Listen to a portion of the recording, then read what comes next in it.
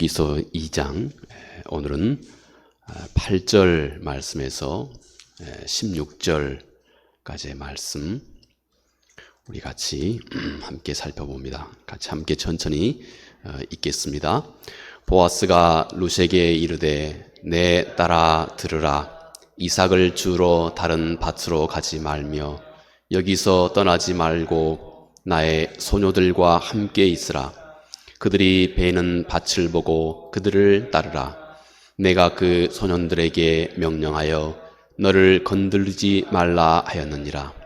목이 마르거든 그릇에 가서 소년들이 길러온 것을 마실지니라 하는지라.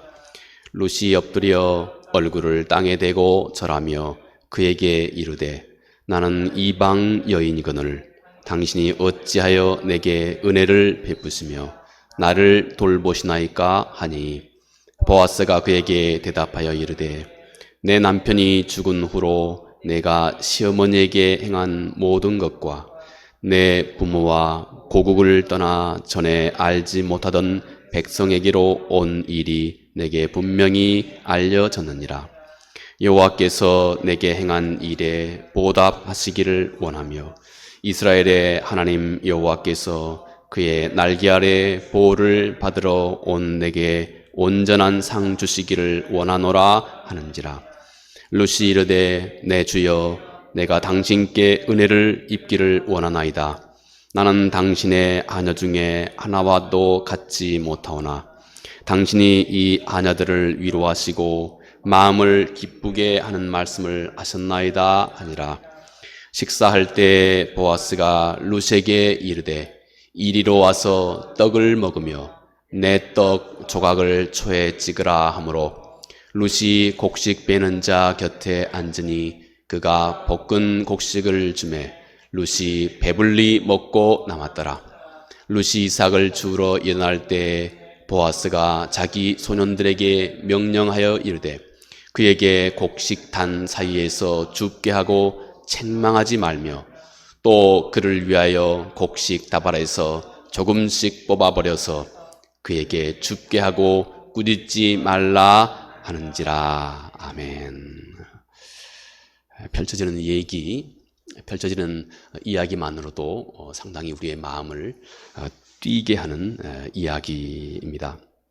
룻이 나오미와 함께 베들레헴에 도착하게 되었을 때 마치 이곳 베들레헴은 보리 수확을 하던 이런 때였습니다.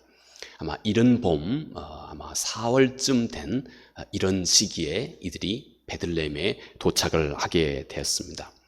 룻이 이삭을 주러 밭에 갔을 때 하나님은 참 그분의 그 깊은 섭리를 따라서 이 룻의 발걸음이 보아스의 밭에 이르도록 그렇게 해가고 있습니다. 자, 이미 사실 룻은 얼마 후에 그녀가 이 넓고 넓은 이 밭, 아주 넓고 넓은 큰 부요한 분의 밭, 보아스, 그분의 신부가 될 것에 대해서는 전혀 아무런 이해도 룻은 갖고 있지 않았습니다. 그런데 하나님은 이미 그녀를 앞으로 곧 이 광대한 땅의 주인인 보아스의 아내가 되는 그 길로 하나님께서 인도하고 있습니다. 여러분, 이것은 우리 모두의 삶을 향하신 하나님 그분의 섭리입니다. 어찌 룻이 오늘 한날 단지 생계를 위해서 보리 이삭 얼마를 줍기 위해서 나가는 그 일, 그녀 앞에 지금 다가와 있는 일은 이 일뿐입니다. 오늘 우리가 신앙생활을 해감에 있어서도 오늘 우리가 단지 한 일은 조금 코로나로 인해서 좀 불편한 시기이지만 어찌하든 우리 장로님 기도하셨던 것 같이 또 하나님 전에서 또는 집에서든지 성실하게 그분 앞에 서고자 하는 이것 하나, 오늘 우리가 하고 있는 일은 이것 하나입니다. 여기에 있어든지 아니면 또 다른 장소에서 하나님 앞에서 경건하게 우리가 우리의 마음을 새롭게 하는 자리이든지 우리가 오늘 하고 있는 것은 단지 그것 하나뿐입니다. 그런데 말입니다, 룻이 자기의 자신의 작은 한날의 조그마한 한 가지 일을 수행해 가고 있는 일이 차근차근 이 일이 모이면서 점점 이 룻이 앞으로 이 넓은 땅의 주인된 보아스의 아내가 되는 그 길로 차근차근 가고 있다고 하는 사실은 룻은 그 당시에 꿈에도 몰랐습니다. 우리 삶이 그렇습니다. 오늘 한날 한날 우리의 작은 결정들 말이죠. 우리의 작은 하나님 앞에서의 신실한 태도들 말이죠. 우리의 작은 하나님 앞에서의 온전한 마음들 말이죠. 여러분, 이것이 한 걸음 한 걸음 한 걸음 한 걸음 하나하나 모여지면서 오늘 우리의 신랑 되신 예수 그리스도 그분 앞에 온전한 신부로 지금 하나하나 한 걸음 한 걸음 나아가고 있다고 하는 것 누가 알겠습니까? 그런데 하나님께서 그 일을 지금 룻의 삶을 통해서 해가고 계시고, 또 오늘 우리에게도 룻의 이 메시지를 통해서 오늘 우리에게도 이것이 우리 모두를 향하신 하나님 그분의 섭리라고 하는 사실을 너희가 알라 하고 우리에게 이렇게 말씀하고 계시는 겁니다. 오늘 본문의 보아스는 우리의 신랑 되신 우리 주 예수 그리스도 그분의 그림입니다. 보아스 이 이름의 뜻은 The Mighty Man이라고 하는 이 말의 문자적인 뜻은 그렇습니다. 아주 힘센 사람, 힘센 남자, 힘센 사람, The Mighty Man이라고 하는 말의 뜻입니다. 여러분, 그런데 이사야 선지자가 우리 주 예수 그리스도를 이사야 9장 6절에 The Mighty God 이렇게 표현합니다. 예수 그리스도는 The Mighty God, 힘센 하나님, 그런 말입니다. 우리말은 전능하신 하나님 이렇게 번역이 되어 있죠.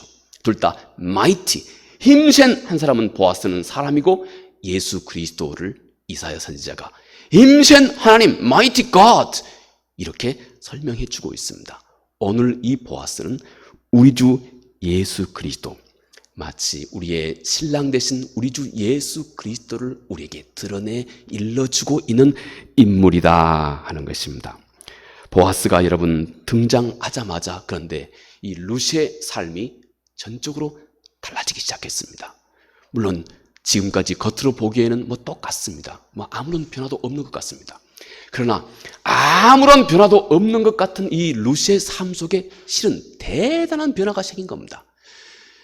룻의 삶 속에 보아스가 등장하자마자 룻은 이제 이 보아스 한 힘센 이 한 분으로부터 사랑을 독차지하는 여인이 됐습니다. 우리 삶에 예수 그리스도가 등장하자마자, 우리가 예수 그리스도가 나의 주이시다 하는 이 우리의 신앙생활을 하기 시작하자마자 여러분, 우리 삶이 겉으로 보았을 때는 똑같은 것 같지만 실상은 대단한 변화를 시작한 겁니다. 우리가 전능하신 하나님 앞에 대단히 사랑을 받는 자가 되기 시작한 것입니다. 우리의 겉으로는 아무런 변화가 없는 것 같지만 여러분, 그러나 우리는 우리 삶에 예수 그리스도가 등장하자마자, 마치 이 룻의 삶 속에 보아스가 등장하자마자 보아스의 모든 사랑을 룻이 다 독차지하게 됐던 것처럼 우리 삶에 예수 그리스도가 등장하자마자 나는 그 예수 그리스도 앞에 주님의 모든 사랑을 독차지하는 자가 됐다는 것입니다. 이 사실을 우리 주님께서도 실감나게 주님의 비유를 통해서도 말씀하셨습니다. 진주의 비유입니다. 값비싼 진주의 비유. 상인 한 사람이 진주를 알아볼 줄 아는, 사람은 보았을 때 겉으로 다 똑같은 것 같지만 그러나 전능자는 이 많고 많은 사람들의 마음을 알아보는 그분, 그 전문가 장사이신, 전문적인 장사이신, 상인이신 그분이 어느 날 진주를 알아본 겁니다. 진주를 알아보자마자 이 상인의 모든 사랑이 이 진주에 다 꽂혔습니다. 다른 보물은 다 필요 없습니다. 이제 모든 관심이 그 진주 하나에 집중되기 시작했습니다. 여러분, 우리의 삶이 그와 똑같다는 것입니다. 우리가 하나님으로부터 마치 진주와 같은 존재라고 그렇게 주께서 이 보아를 통해서 말씀한 겁니다. 어느 순간에 하나님께서 나를 보신 겁니다. 진주와 같은 자라고 하는 사실을 알아본 겁니다. 그리고 그때부터 하나님의 사랑은, 주님의 사랑은 이 진주와 같은 나에게, 하나님이 자녀로 삼으신 그에게, 그리고 그에게 자기의 모든 것까지도 아낌없이 내어줄 만한 그 어떤 가치를 하나님께서 나에게 발견하신 겁니다. 우리 그리스도인은 그 하나님이 나를 왜 그런지 그렇게 과도하게 평가해 주셨는지를 내가 알게 된 겁니다. 그래서 이제 그분께 반응을 하기 시작한 것입니다. 여러분, 이것이 우리 그리스도인의 삶의 모습입니다. 하나님께서 주님의 이 진주 비유를 통해서 말씀하신 것 같이 나를 이 세상에서 발견하자마자 나에게 눈을 떼지 못하신 것입니다. 여러분, 그 사랑이 하나님이 나를 지금 바라보고 계시고 나를 이끌어가고 계시는 하나님의 사랑인 것입니다. 여러분, 보아스가 룻에게 했던 것과 똑같이 이제 하나님께서 우리 주 예수 그리스도께서 여러분, 우리 한 사람 한 사람을 그와 같이 똑같이 보아스가 룻을 본 그 순간부터 그가 말은 하지 않지만 다른 말로 빙빙 돌려 처음은 말하고 있지만 이미 그의 마음이 이 룻, 이 한 여인의 마음속에 깊은 사랑을 느끼고 있었던 것처럼 하나님께서 우리를 지금 이렇게 아무 별 특별한 일도 없이 다루고 계시는 것 같지만 이미 하나님이 우리를 향한 그 깊고 깊은 애정과 사랑으로 우리를 바라보고 계시고 지키고 인도하고 사랑을 붓기 시작하셨다 하는 이 사실을 우리에게 드러내주고 있습니다. 자, 이제 룻기 2장 8절 이하 오늘 우리가 함께 보았던 이 말씀, 보아스의 아주 사려 깊은 애정과 사랑이 바로 이 룻에게 쏟아지고 있는 것을 오늘 이 말씀을 통해서 우리에게 일러주고 있습니다. 룻이 이 보아스를 만난 이후부터 룻이 얻게 되고 누리게 된 그 은혜와 사랑과 이 모든 것을 딱 한마디로 한다면 복, 이렇게 말할 수 있습니다. 그 복, 룻이 보아스를 만난 이후부터 그녀가 누리게 된 그 복, 그게 무엇인지 물론 많고 많습니다. 많고 많습니다.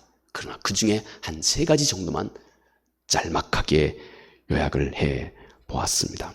먼저 여러분, 룻이 보아스를 만난 후에, 이 말은 다른 말로 예수 그리스도가 나를 만난 후에, 내가 예수 그리스도를 만난 후에 같은 말입니다. 자, 여러분, 한 여인, 가냘픈 이 여인 룻이 보아스를 만난 후에 그녀가 누리게 된 첫 번째 가장 큰 은혜, 가장 큰 복이라고 할 수 있는 것, 여러분, 곧 보아스의 인도하심입니다. 룻은 이 보아스로부터 찬찬히 그리고 완벽하게 그의 삶을 인도받기 시작했다고 하는 점입니다. 2장 8절 말씀에 보아스가 룻에게 이르되 내 딸아 들으라, 이삭을 주우러 다른 밭으로 가지 말며 여기서 떠나지 말고 나의 소녀들과 함께 있으라, 이렇게 말합니다. 여러분, 룻에게 지금 당장 급하고 당장 절실한 것이 무엇이겠습니까? 시어머니에게 자신 있게 얘기는 하고 유대 들판으로 나왔습니다. 들판으로 나왔습니다. 어디가 누구의 땅인지, 어디로 가야 되는 것인지, 어디까지는 내가 가능하고 어디까지는 안 되는 것인지 아무것도 모르는 상태입니다. 그냥 들판 안에 홀로 툭 던져져 있습니다. 어디로 가야 됩니까? 어디서 무엇을 해야 됩니까? 누가 일찍 수확을 하고 또 언제부터 그 수확한 끝자락에서 내가 이삭을 줍는 일이 가능합니까? 아무 정보도 없습니다. 아무것도 모릅니다. 여러분, 이 여인 룻에게 있어서 지금 가장 절실한 것이 곧 그가 어디로 가야 하는지 찬찬히 하나하나 그의 삶과 인생의 인도함을 받는 일입니다. 여러분, 이것이 우리 똑같은 내가 처한 인생의 모습과 똑같습니다.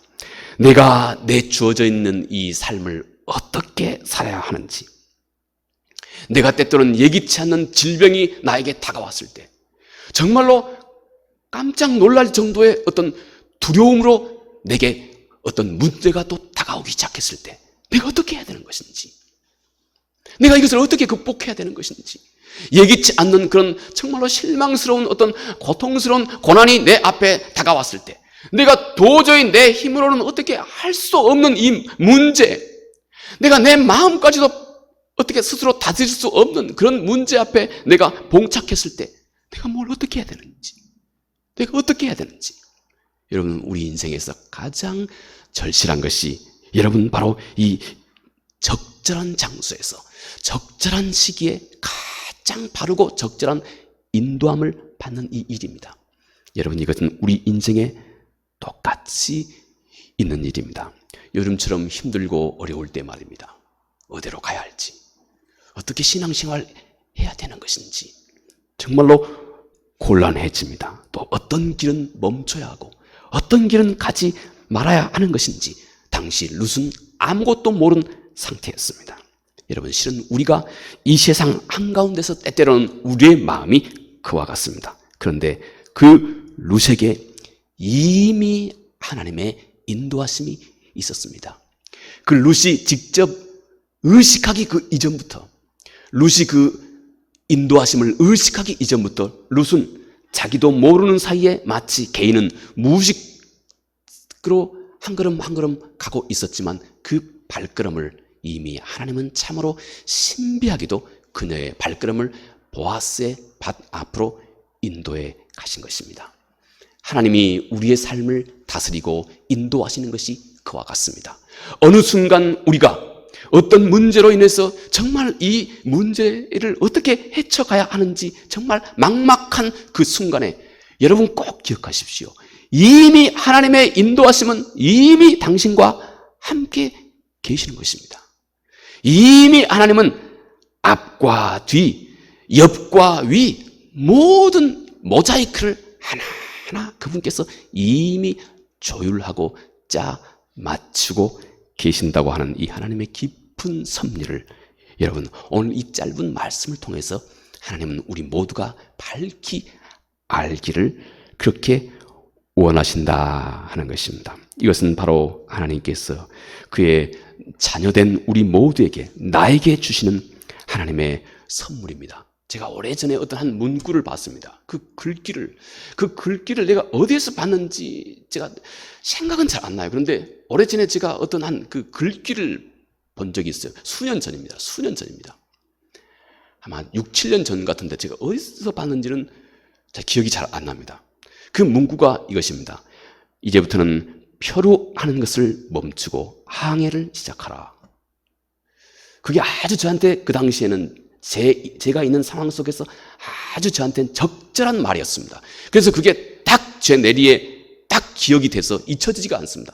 근데 그 상황이 어떤 곳인지 제가 잘 기억이 안 납니다. 그런데 이 말입니다.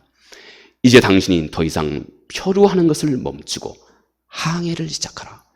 여러분, 표류하는 것이 무엇입니까? 표류한다고 하는 것은 기관의 동력, 엔진이 그 능력을 상실해버린 겁니다. 그래서 물결 치는 대로 이리저리 가는 겁니다. 물결 치는 대로 한 날 한 날을 사는 겁니다. 방향도 목표도 없이 그냥 한 날 한 날을 그저 주어지는 대로 한 날 한 날을 살고 있는 것입니다. 이걸 멈추라는 것입니다. 왜냐하면 하나님께서 지대한 목적과 방향과 뜻을 가지고 하나님께서 이 세상과 같은 이 바다와 같은 곳에서 나를 하나님께서 구원해 내셨기 때문에 이제 너희가 생각도 의미도 없이 그저 표류하는 것 같은 그런 인생의 삶을 멈추라는 것입니다. 그리고 항해를 시작하라. 항해는 무엇입니까? 방향이 결정된 겁니다.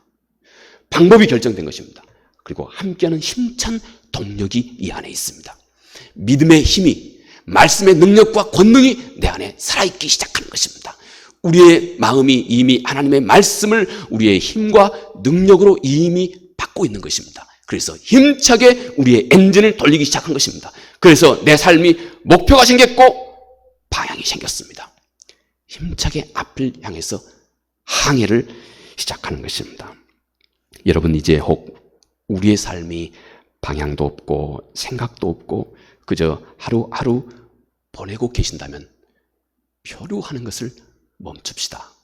그리고 이제 우리를 구원하신, 그리고 자기의 모든 것까지도 아낌없이 나에게 다 내어주셨던 하나님의 그 사랑, 왜 그 사랑을 나에게 쏟아 부어주신 하나님께서 이 세상에 목적 없이 나를 부르셨겠습니까?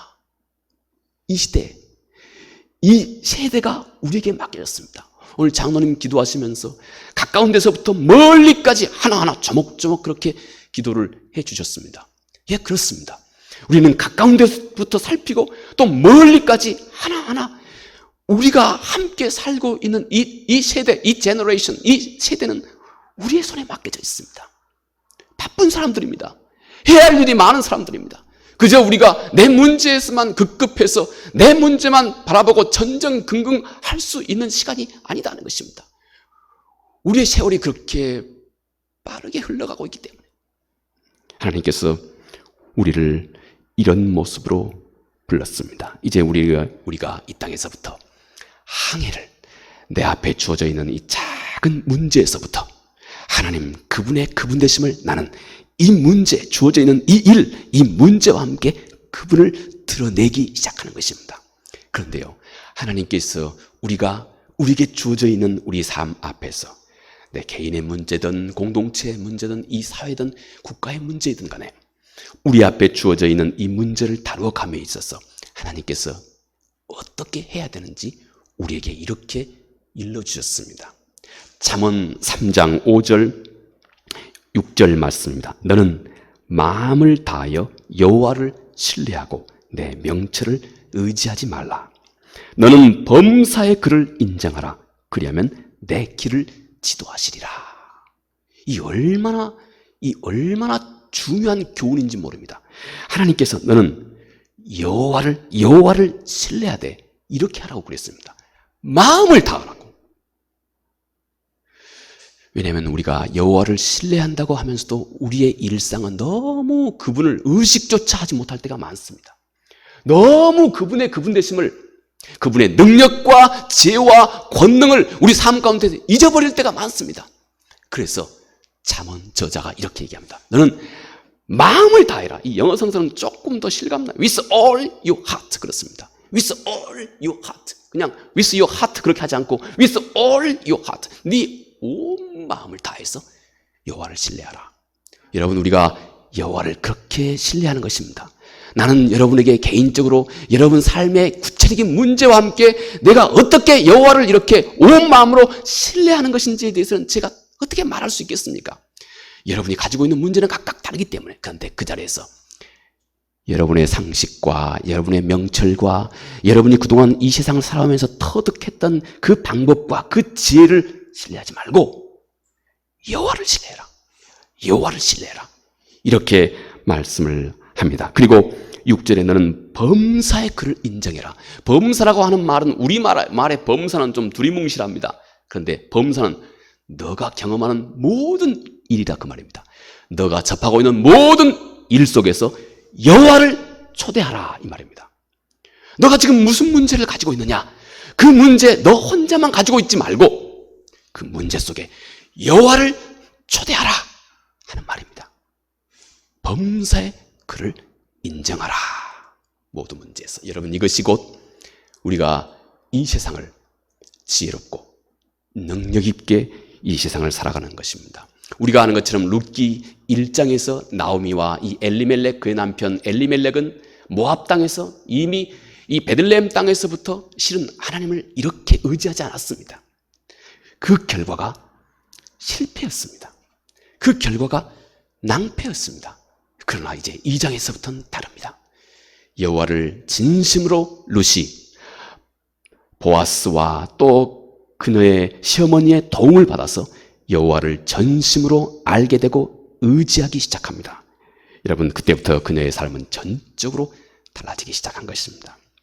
첫 번째, 룻이 얻은 하나님의 가장 큰 대표적인 복이라고 할 수 있는, 은혜라고 할 수 있는 첫 번째가, 그녀가 그때부터 그의 인생 전체에 걸쳐서 하나님의 인도하심을 받게 되었다 하는 것입니다.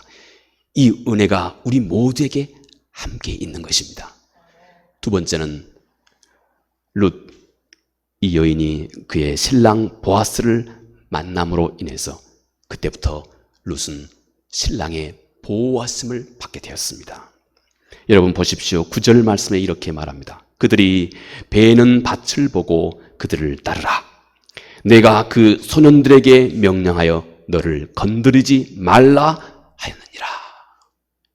철저하게 이 보아스가 그때부터 룻의 모든 신변을 보호하고 지키고 있다고 하는 것을 말씀해 주고 있습니다.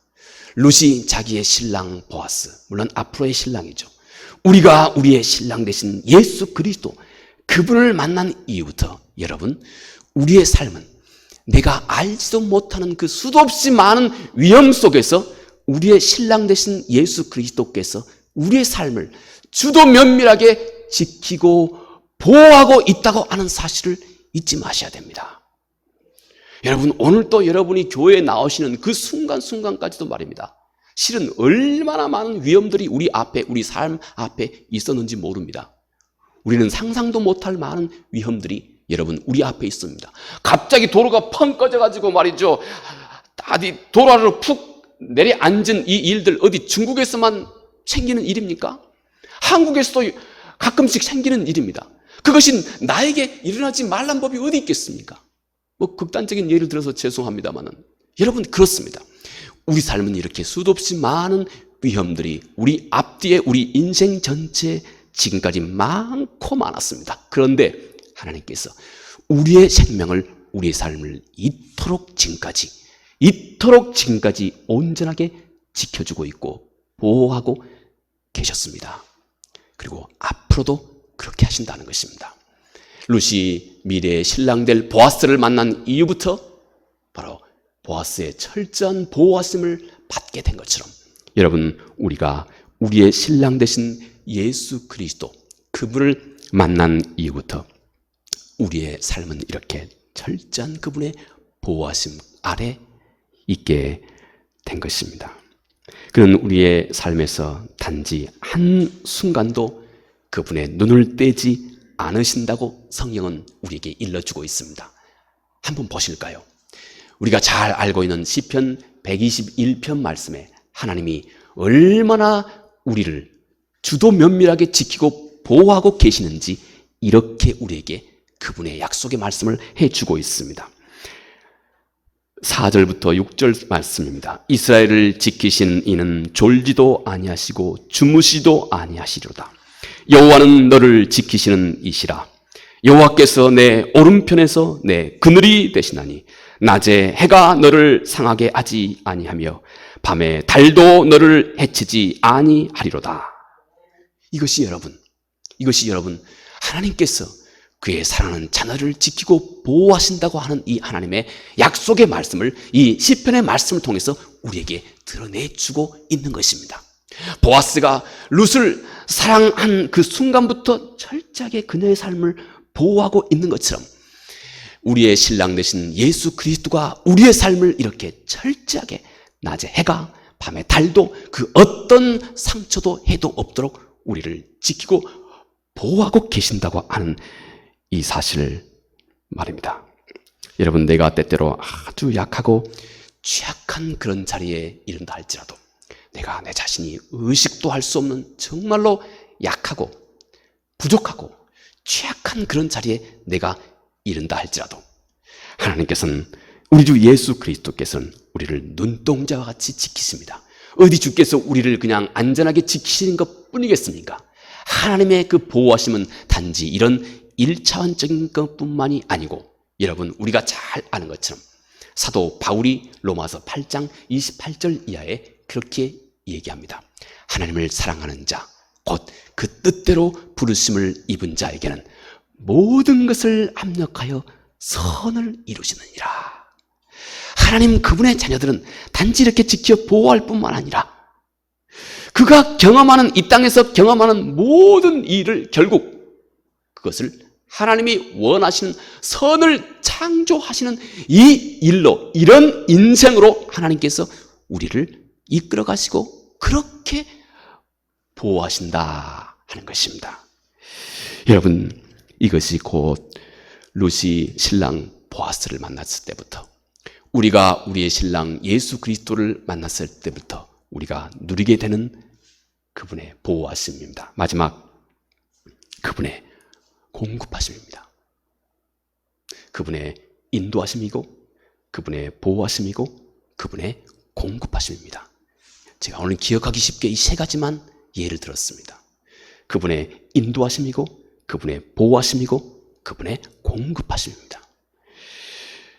여러분, 룻이 그의 밭에서 이삭을 줍는 일을 허락해 줄 뿐만 아니라 보아스는 그의 밭에서 일하는 젊은 일꾼들에게 이렇게 말을 합니다. 16절 말씀. 또 그를 위하여 곡식 다발에서 조금씩 뽑아버려서 그에게 줍게 하고 꾸짖지 말라 하느니라.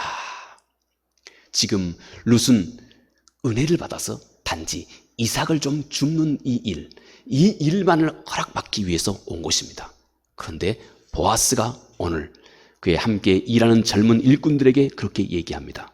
너는 그 이삭 다 베버리지 말고 그 중에 좋은 탐스러운 보리가 있으면 그건 너가 베지 말고 그냥 쑥 뽑아서 옆에 고랑에 딱 던져두어라. 이것은 단지 이삭을 줍도록만 허락해 준 것이 아니죠. 모든 그녀의 필요를 넉넉하게 채워주는 이 일을 적극적으로 하고 있는 것입니다. 곧 그녀의 필요를, 그녀의 일상의 모든 필요를 적극적으로 공급하고 있는 바로 이 일인 것입니다. 여러분, 이것이 곧 룻이 자기의 신랑 되신 보아스를 만났을 때 누리게 된 복입니다. 이것이 곧 여러분, 우리 모두가 우리의 신랑 되신 예수 그리스도로부터 얻고 있는 그 은혜이고 또 앞으로 얻을 그 은혜이고 복이다 하는 것입니다. 여러분, 모세의 율법에서는 단지 떨어진 이삭을 줍는 이 일만 허용을 하고 있습니다. 그러나 보아스, 우리 주 예수 그리스도를 의미하고 있는 이 보아스, 율법의 모든 요구를 능히 다 충족하셨던 우리 주 예수 그리스도, 율법을 다 이루었다 이렇게 말씀하신 우리 주 예수 그리스도는, 여러분, 보아스는 이 모세의 율법의 범위를 넘어서고 있는 것입니다. 단지 이삭만 죽게 할 뿐만 아니라 탐스러운 것을 그냥 쑥쑥 뽑아다가 바로 룻이 거둘 수 있도록, 그렇게 수확할 수 있도록 하라, 이렇게 말하고 있는 것입니다. 여러분, 단지 또 이것뿐만 아니라 9절 말씀에서는 그녀가 마음껏 마실 수 있는 물도 공급하라 말씀합니다. 그리고 또 보아스는 룻을 자기의 식탁 위로 초대해서 결국 성서는 이렇게 그 끝맺음을 하고 있습니다. 룻이 배불리 먹고 남았더라. 여러분, 예수 그리스도께서 신약 성서에서 기적을 베푸시고 마지막 성서의 기자가 얘기하고 있는 말과 똑같지 않지 않습니까? 모두가 4,000명이 5,000명이 배불리 먹고 남았더라. 곧 룻이 하나님이 주신 예수 그리스도로 인한, 우리가 예수 그리스도로 인해서 얻은 이 복음의 놀라우신 하나님의 은혜를 누리는 인물이 되었음을 말씀해 주고 있는 것입니다.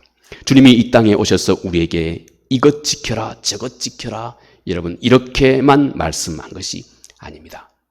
이것은 율법의 일입니다. 주님은 우리에게 이렇게 말씀합니다. 내가 이미 너와 함께하고 있다. 내가 이미 너의 힘이 되고 있고 너의 능력이 되고 있고 너의 지혜가 되고 있는 것을 알지 못하느냐. 이것을 지켜라 했던 옛날의 율법의 요구가 이제 우리 주 예수 그리스도가 이 땅에 오셔서 이제 내 안에 나와 함께 하심으로 내가 이 모든 하나님의 계명을 지킬 능력으로 내가 이미 너와 함께하고 있다 하는 것입니다. 우리가 주의 말씀, 하나님의 말씀을 하나님이 원래 의도하고 있는, 요구하고 있는, 원래 의도하고 있는 것까지도 능히 우리가 온전히 순종할 수 있는 그 지혜와 능력으로 이미 우리 주께서 우리와 이렇게 함께 하고 계시는 것입니다. 여기 신랑 되신 우리 주님께서 여러분 나에게 약속하신 말씀에 한 가지 예가 있습니다. 목숨을 위하여 무엇을 먹을까 무엇을 마실까, 몸을 위하여 무엇을 입을까 염려하지 말라. 공중의 새를 보라. 심지도 않고 거두지도 않고 창고에 모아 들이도 아니하되 너희 하늘 아버지께서 기르시나니 너희는 이것들보다 귀하지 아니하냐. 오늘 있다가 내일 아궁이에 던져지는 들풀도 하나님이 이렇게 입히시거든 하물며 너희일까 보냐. 믿음이 적은 자들아. 그런즉 너희는 먼저 그의 나라와 그의 의를 구하라. 그리하면 이 모든 것을 너에게 더하시리라. 하나님의 약속입니다. 하나님께서 물론 우리가 이 세상 속에서 아무것도 하지 말고 넉넉히 있으라고 하는 말이 절대 아닙니다. 너희가 하는 모든 일들 속에 내 능력과 나의 보호하심과 나의 인도하심과 나의 공급하심이 이미 이 안에 함께 있으니 너희는 먹고 마시는 이 일로 걱정하지 말아라. 이렇게 말씀하고 있는 것입니다. 너희는 힘써 이제부터 너희가 도모하는 모든 일들을 통해서 내가 하는 모든 일들, 아무리 작고 사소한 이 일 하나 할지라도, 내가 길거리 지나가는 휴지를 하나 줍는 일이라 할지라도 이것을 하나님의 영광을 도모하고자 하는 마음으로 하라 하는 것입니다. 그러면 하나님께서 너의 일상에 너가 구하지도 않고 너가 알지도 못한 모든 필요까지 다 채우신다 하는 것이 우리 하나님의 약속입니다. 마지막 한 가지 꼭 여러분 우리가 기억해야 할 것이 있습니다. 젖과 꿀이 흐르는 땅, 가나안 땅을 얻는 이 일을 앞에 두고 여호수아에게 하나님께서 이렇게 말씀했습니다. 저는 이 내용을 마지막에 이 내용을 제가 이 설교 원고를 쓰면서 내가 이 얘기를 잘 설명할 수 있을까 좀 약간 염려가 됐습니다. 별거 아닌데 그런 염려가 되곤 했습니다. 여러분 이 얘기입니다. 자, 여러분 여호수아서 1장 2절 3절에 이렇게 말씀합니다.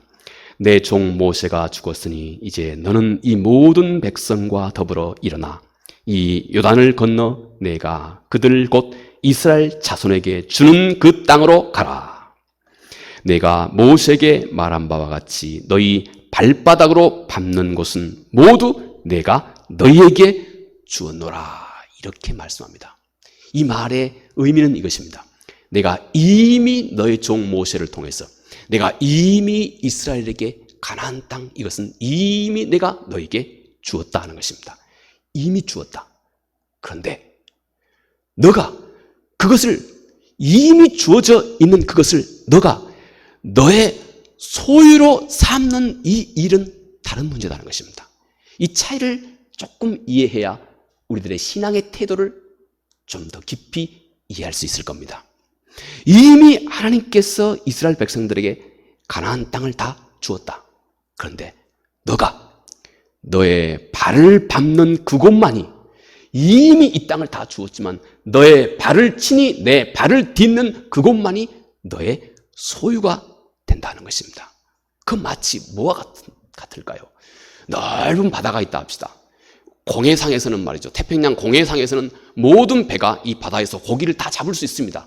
누구든지 다 잡을 수 있습니다. 크게는 그렇습니다. 크게는 그렇습니다. 누구든지 잡을 수 있습니다. 다 너에게 주어졌습니다. 그런데 어느 것만 내 소유가 될까요? 이미 다 주어져 있습니다. 그런데 무엇만 내 소유가 될까요? 내가 직접 배를 몰고 나가서 그물을 던져서 내 그물 안에 딱 잡은 그것만. 바로 이 점을 설명하고 있는 것입니다. 이 점을 지금 하나님께서 여호수아에게 말씀하고 있는 것입니다. 내가 가나안 땅을 이미 너에게 주었다. 너가 환난을 만날 때 환난을 이겨갈 수 있는 힘과 능력을 이미 너에게 주었다. 그런데 이미 주어져 있는 이 하나님의 놀라우신 복이 다 나에게 다 내가 소유할 수 있도록 되는 것은 아니다는 것입니다. 너희가 그 문제를 너의 믿음으로 아멘 하고 내 것으로 딱 받아들이는 그것이 너가 누릴 수 있는 너의 소유가 된다 하는 이 말씀을 여기에서 하나님께서 여호수아에게 전해주고 싶으셨던 것입니다.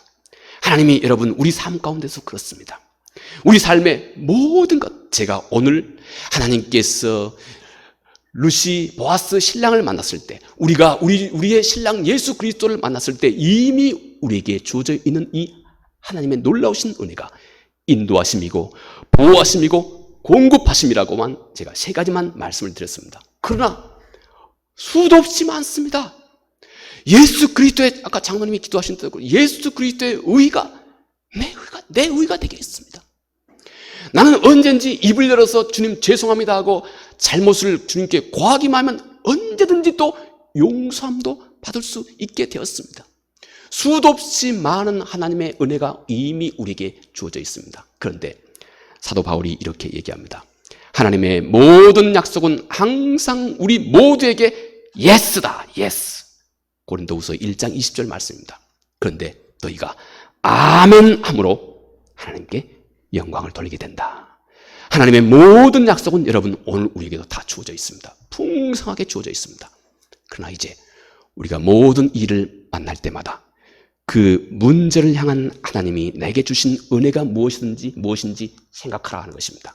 그리고 그 문제에 대한 하나님의 약속의 말씀을 당신이 아멘 하라 이것입니다. 아멘 하라. 가나안 땅을 발로 치니 밟는 것만 너의 소유가 되게 했듯이 모든 땅이 다 내게 주어져 있지만, 모든 약속이 내게 다 주어져 있지만 내가 그저 그냥 약속이 내게 주어져 있습니다 하고만 막연히 생각하고 있으면 안 된다는 것입니다.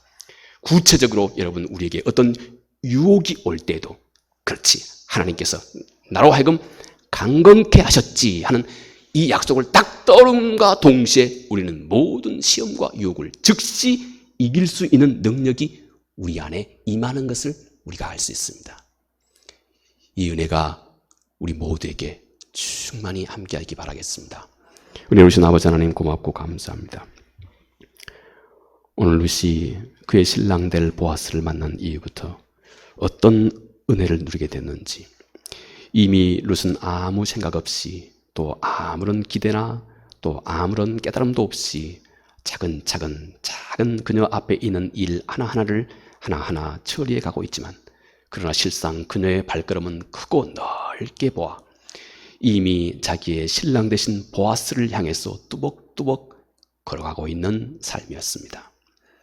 오늘 우리의 일상의 삶이 하나님 아버지, 나는 그저 단지 내 앞에 있는 작은 일 하나를 헤쳐가고 있는 것 같지만, 그러나 오늘 이 작은 일들이 한 걸음 한 걸음 모여서 우리의 신랑 되신 예수 그리스도를 향해서 한 걸음 한 걸음 나아가고 있는 것을 알게 도와주십시오.